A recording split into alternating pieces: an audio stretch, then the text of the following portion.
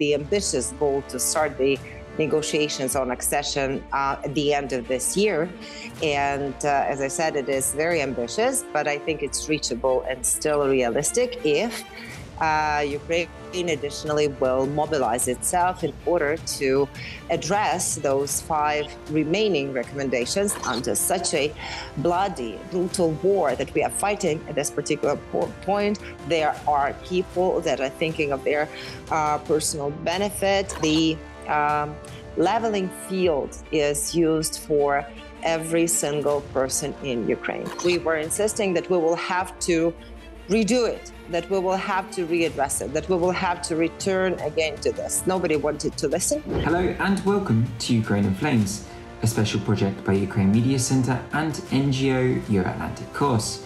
And I'm your host, Matt Wickham. In this episode, we will talk about Ukraine's accession to the EU and how it's gaining momentum as Ukrainian MPs and independent anti-corruption structures diligently work on implementing the recommendations provided by the EU.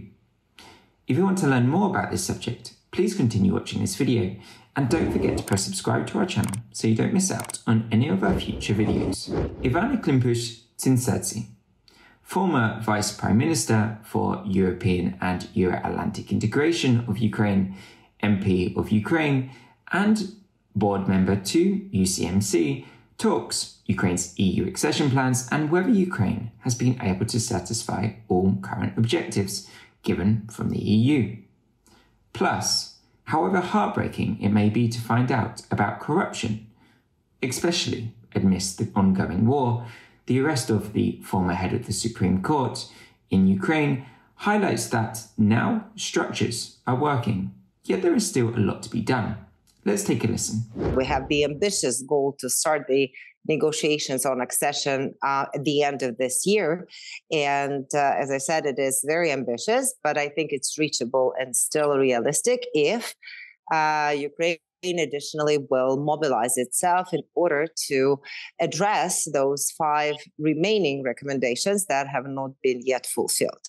As we hear from the verbal assessment, this kind of midterm, so to say, assessment that we've received from the European Commission, that 2 of 7 conditions are deemed to be fulfilled at this particular moment and 5 need additional work.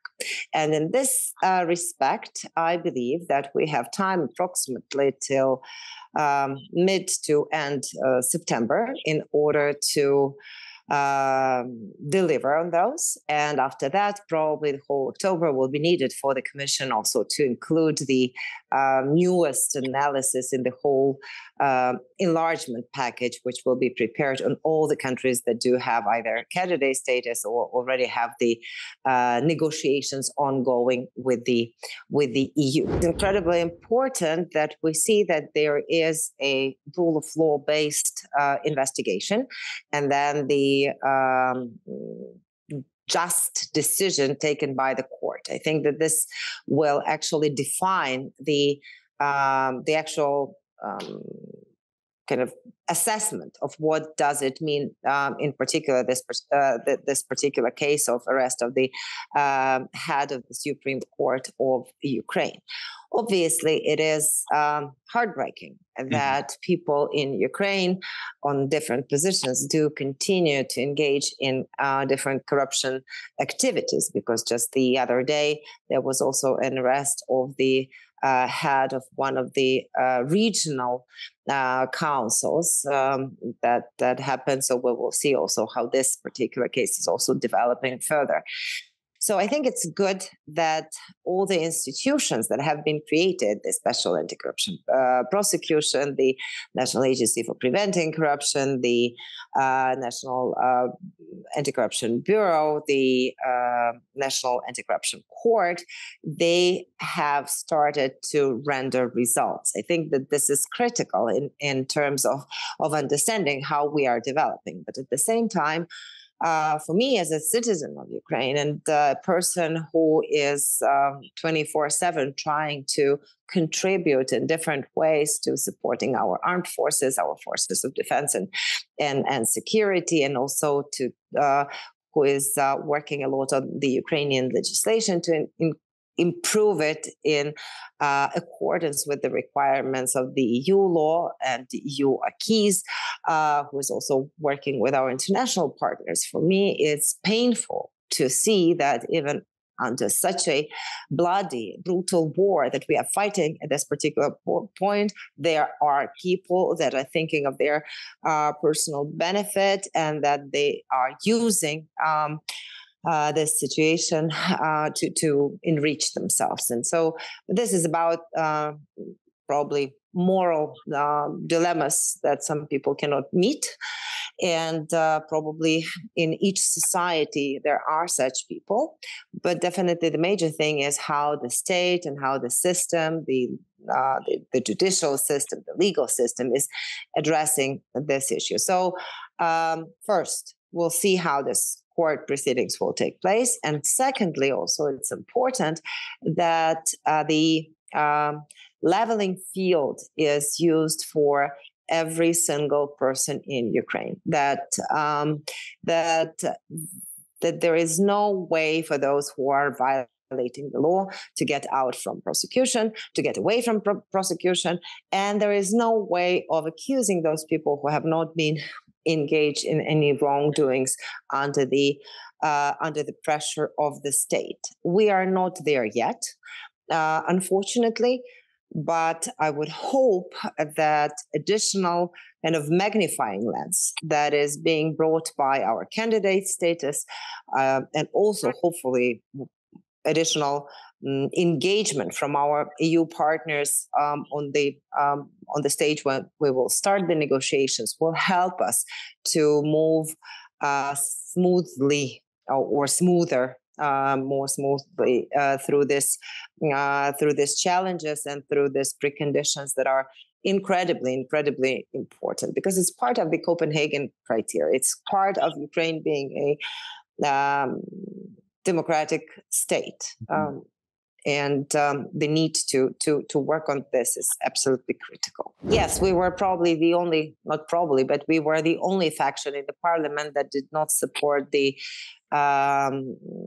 draft law at that point in December of 2022 of the new approach to select the Constitutional Court judges. Our main argument was that it did not correspond, that particular draft law did not fulfill all the recommendations of the Venice Commission, specifically the formation of the advisory group of experts out of 7 members, where 4 members should have been recommended by our international partners. We were in favor of this position. We have used similar approach when we were creating the anti-corruption court. We see that it does give positive results at this particular moment. So we were absolutely willing to push other colleagues to ensure that we are fulfilling this particular thing. And also there was another issue that was not